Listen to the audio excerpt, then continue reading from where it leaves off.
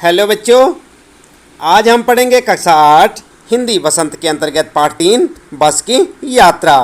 हम आपको बताएंगे बच्चों इस पाठ का सारांश और साथ ही साथ पाठ से संबंधित प्रश्नों के उत्तर भी। लेकिन उससे पहले आइए एक नज़र डालते हैं पाठ पर। आप इस पाठ को यहाँ से भी पढ़ सकते हैं और अपनी पाठ्य पुस्तक से भी। एक बार पाठ को ज़रूर से ज़रूर पढ़ लें। इससे ये होगा कि जो यहाँ पर आपको पाठ का सारांश और प्रश्नों के उत्तर बताए जाएंगे उन्हें आप अच्छे से समझ पाएंगे। तो आप देख रहे हैं ना, ये है आपका पाठ 3 बस की यात्रा, जो कि एक व्यंग है और इसके लेखक हैं हरिशंकर परसाई। ठीक है, और यहाँ पर शुरू हो जाते हैं फिर इस पाठ के प्रश्न, जिनका उत्तर हम आपको अभी यहाँ पर बताने वाले हैं। तो आप लगातार देखते रहें वीडियो, जुड़े रहें हमारे साथ। और यदि आप चैनल में पहली बार आए हैं तो चैनल को सब्सक्राइब अवश्य कर दें, बेल आइकन भी दबा दें बच्चों, ताकि आपको आने वाली प्रत्येक पाठ की वीडियो की नोटिफिकेशन मिलती रहे। और जानते रहें अपने सभी कक्षा 8 हिंदी वसंत के पाठों के प्रश्नोत्तर, भावार्थ और सारांश हमारे साथ। तो चलिए शुरू करते हैं। सबसे पहले जान लेते हैं इस पाठ का सारांश। तो बच्चों, ये है बस की यात्रा पाठ का सारांश। आप भी हमारे साथ साथ पढ़ें। बस की यात्रा पाठ हरिशंकर परसाई द्वारा लिखा गया एक प्रसिद्ध व्यंग है, जिसमें उन्होंने यातायात की दुर्व्यवस्था पर करारा व्यंग किया है। व्यंग के प्रारंभ में लेखक और 4 मित्रों ने तय किया कि शाम 4 बजे की बस से जबलपुर चलें। उन्हें अनुमान था कि यह बस जबलपुर की ट्रेन के समय पहुंचा देगी और सुबह सुबह अपने घर पहुंचकर काम पर चले जाएंगे।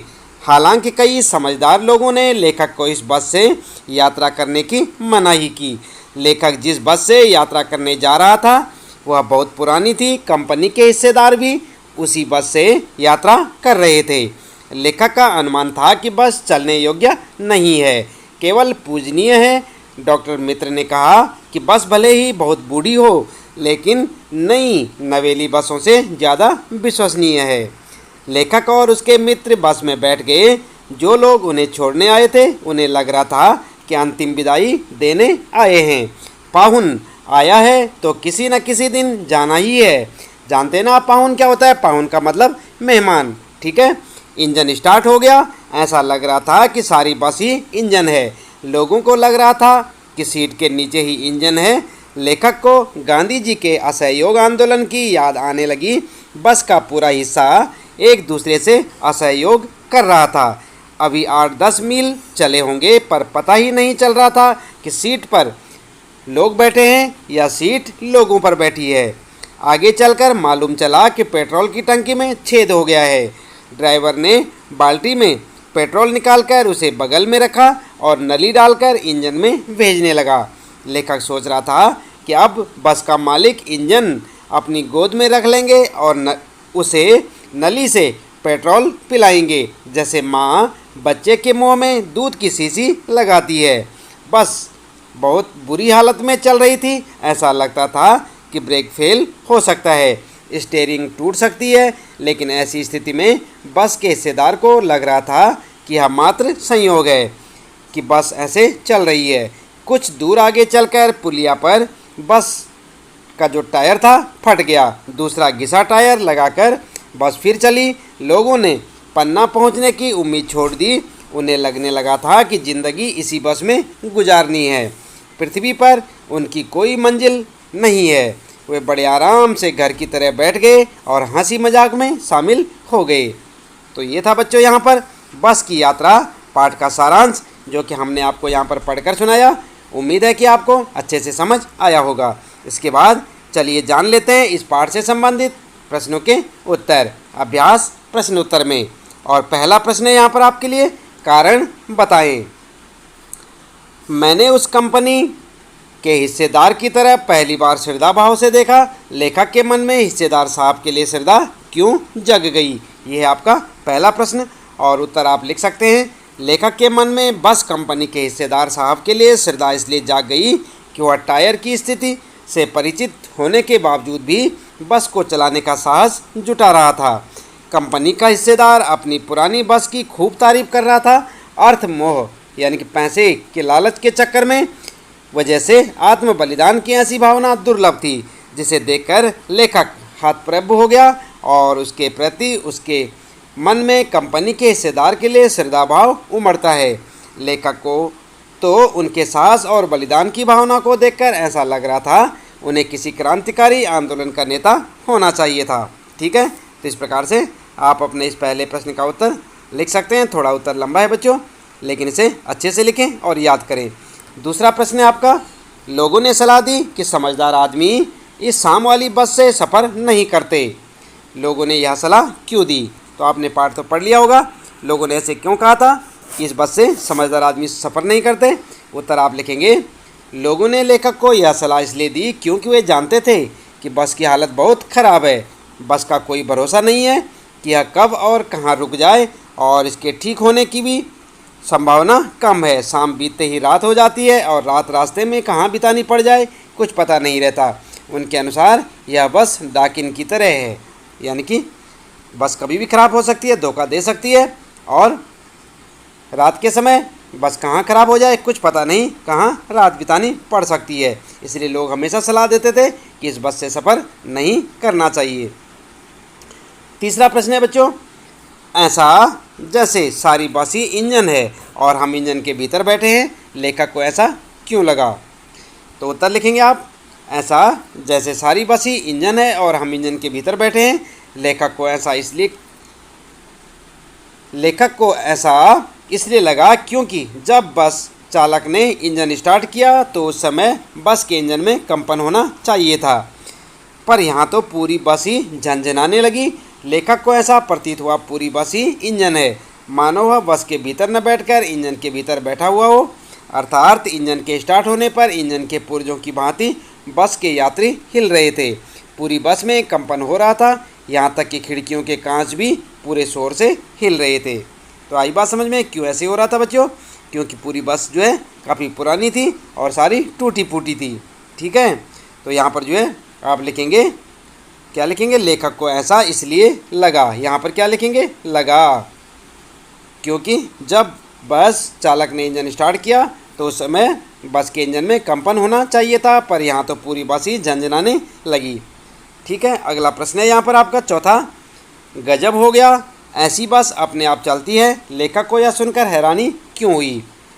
तो क्यों हुई बच्चों? उत्तर लिखेंगे, बस की वर्तमान स्थिति देखते हुए इस प्रकार का आश्चर्य व्यक्त करना स्वाभाविक था। देखने से नहीं लग रहा था कि बस चलती भी होगी, परंतु जब लेखक ने बस के हिस्सेदार से पूछा तो उसने कहा चलेगी नहीं, अपने आप चलेगी। इस बात को सुनकर लेखक हैरान हो गया। ठीक है, तो ये आपका चौथा प्रश्न का उत्तर। और चौथा प्रश्न, पांचवा प्रश्न है, मैं हर पेड़ को अपना दुश्मन समझ रहा था, लेखक पेड़ों को अपना दुश्मन क्यों समझ रहा था? पढ़ा आपने पाठ, क्यों समझ रहा था लेखक हर पेड़ को अपना दुश्मन? क्योंकि किसी भी पेड़ पर बस टकरा सकती थी। उत्तर लिखेंगे, बस की जर्जर अवस्था से लेखक को ऐसा महसूस हो रहा था कि बस की स्टीयरिंग कहीं भी टूट सकती है तथा ब्रेक फेल हो सकता है। ऐसे में लेखक को डर लग रहा था कि कहीं उसकी बस किसी पेड़ से टकरा न जाए। एक पेड़ निकल जाने पर वह दूसरे पेड़ का इंतजार करता था कि बस कहीं इस पेड़ से टकरा न जाए। यही वजह है कि लेखक को हर पेड़ अपना दुश्मन लग रहा था कि बस अनियंत्रित होकर कभी भी इनसे टकरा सकती है।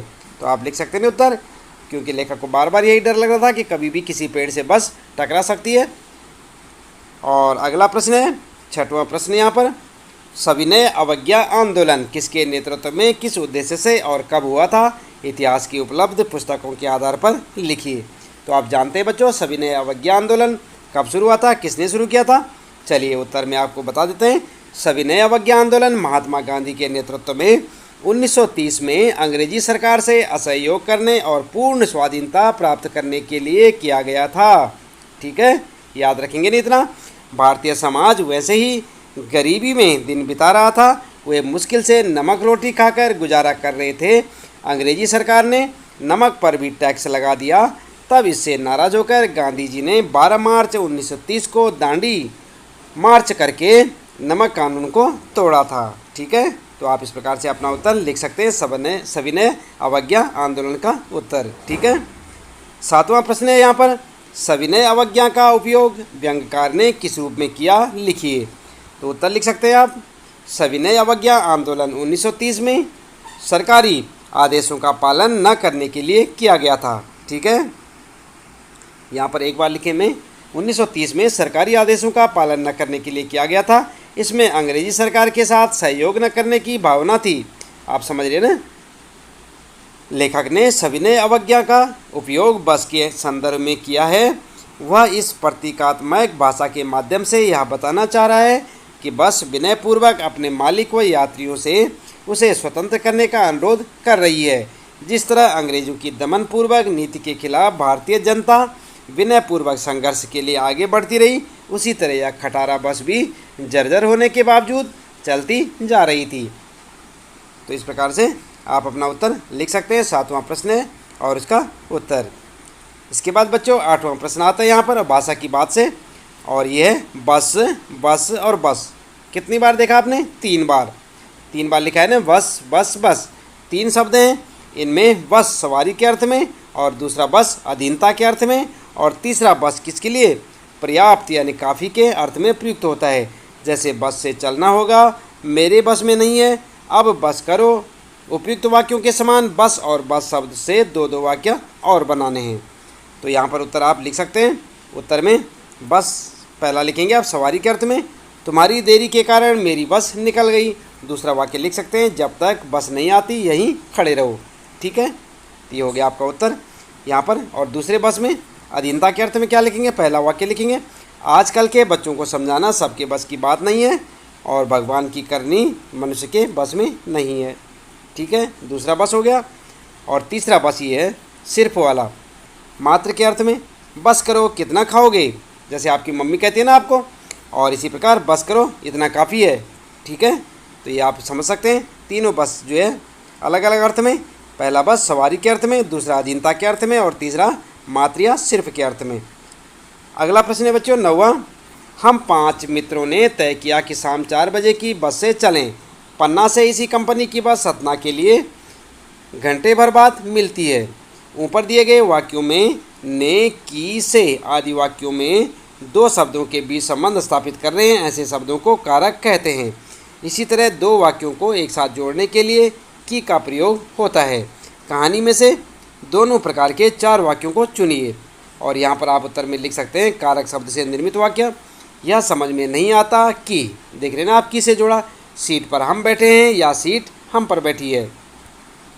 दूसरा, नवीन नवेली बसों से ज़्यादा विश्वसनीय है, यह बस पूजा की योग्य थी, और बस कंपनी के एक हिस्सेदार भी उसी बस में जा रहे थे। तो यहाँ पर आपने क्या देखा, किस प्रकार से यहाँ पर कारक चिन्हों का प्रयोग किया गया है। तो यहाँ पर जो है ये है आपके लिए, ये है यहाँ पर बसों से ज़्यादा से, और यहाँ पर के, और यहाँ पर जो है बस कंपनी के एक हिस्सेदार भी उसी बस से जा रहे थे। तो यहाँ पर ये क्या है? कारक चिन्ह है। तो इनका आप प्रयोग करना सीखें, और कारक से संबंधित एक वीडियो आपको वीडियो की डिस्क्रिप्शन बॉक्स में मिलेगी, आप वहाँ से देख सकते हैं और इनके बारे में अच्छी खासी जानकारी ले सकते हैं, क्योंकि यहाँ पर आपको जो है ऐसे शब्दों को कारक कहते हैं। तो आपको कारक के बारे में जानकारी लेनी है। 10वां प्रश्न है बच्चों, हम फौरन खिड़की से दूर सरक गए, चांदनी में रास्ता टटोल कर वह रेंग रही थी। दिए गए वाक्यों में आई यानी सरकना और रंगना जैसी क्रियाएं 2 प्रकार की गतियाँ दर्शाती हैं। ऐसी कुछ और क्रियाएं एकत्र कीजिए जो गति के लिए प्रयुक्त होती हैं, जैसे घूमना, उन्हें वाक्यों में प्रयोग कीजिए। तो यहाँ पर आप 2 और लिख सकते हैं, जैसे टहलना और चलना, ये गति के लिए प्रयोग होते हैं ना। उत्तर में लिख सकते हैं, दादाजी को टहलना अच्छा लगता है। दूसरा लिख सकते हैं, चलना सेहत के लिए बहुत लाभदायक है। तो ये आपका उत्तर हो जाएगा। अगला प्रश्न है बच्चों 11वां, कांच बहुत कम बचे थे, जो बचे थे उनसे हमें बचना था। इस वाक्य में बच, क्या बच, आप ध्यान रखें, बच शब्द को 2 तरह से प्रयोग किया गया है, एक शेष के अर्थ में और दूसरा सुरक्षा के अर्थ में। नीचे दिए गए शब्दों को वाक्यों में प्रयोग करके देखिए, ध्यान रहे एक ही शब्द वाक्य में 2 बार आना चाहिए और शब्दों के अर्थ में कुछ बदलाव होना चाहिए। तो यहाँ पर आप देख सकते हैं जल और हार। ठीक है, तो यहाँ पर कैसे होगा? उत्तर में लिखेंगे जल। मीना गर्म जल से बुरी तरह जल गई। तो यहाँ पर देख रहे हैं ना आप, एक शब्द है कौन सा? जल, और जल के 2 अर्थ हैं अलग अलग। मीना गर्म जल से, जल का मतलब पानी, और बुरी तरह जल गई, जल का मतलब जलना। और हार के भी 2 अर्थ। यह प्रतियोगिता के इस पड़ाव में जिसकी जीत होगी उसे मोतियों का हार मिलेगा। हार का मतलब माला मिलेगी। ठीक है, और जिसकी हार होगी यानी कि जो पराजित होगा वह प्रतियोगिता से बाहर हो जाएगा। तो यहाँ पर हार के भी 2 अर्थ हुए। इसी प्रकार से आप अपने उत्तर में लिख सकते हैं। 12वां प्रश्न है बच्चों, बोलचाल में प्रचलित अंग्रेजी शब्द फर्स्ट क्लास में दो शब्द हैं, फर्स्ट और क्लास, है ना। फर्स्ट और क्लास, यहाँ क्लास का विशेषण फर्स्ट है, क्योंकि फर्स्ट संख्या है। फर्स्ट क्लास संख्यावाचक विशेषण का उदाहरण है। महान आदमी में किसी आदमी की विशेषता है। महान यह गुणवाचक विशेषण है। संख्यावाचक विशेषण और गुणवाचक विशेषण के दो उदाहरण खोज कर लिखिए। तो आपने लिखने, आप ऐसे लिख सकते हैं यहाँ पर उत्तर में संख्यावाचक विशेषण के 4, 8, 10, ठीक है, और गुणवाचक विशेषण के चांदनी रात, समझदार और आदमी। आई बात समझ में। और इसे विशेषण से संबंधित अधिक जानकारी के लिए आप वीडियो के डिस्क्रिप्शन बॉक्स में देखें बच्चों, वहाँ पर आपको एक वीडियो का लिंक मिलेगा और आप विशेषण से संबंधित पूरी जानकारी वहाँ से ले सकते हैं। तो इसके साथ ही इस पाठ से संबंधित प्रश्नों के उत्तर यहाँ पर समाप्त होते हैं। उम्मीद है कि आपको अच्छे से समझ आए होंगे। आप इन्हें अपनी नोटबुक में नोट करें, अच्छे से याद करें और अपनी परीक्षा की तैयारियाँ करें। तो मिलते हैं फिर अगले पाठ में इसी प्रकार नए प्रश्न उत्तरों के साथ। तब तक के लिए लेते हैं आपसे विदा। आपका दिन शुभ हो।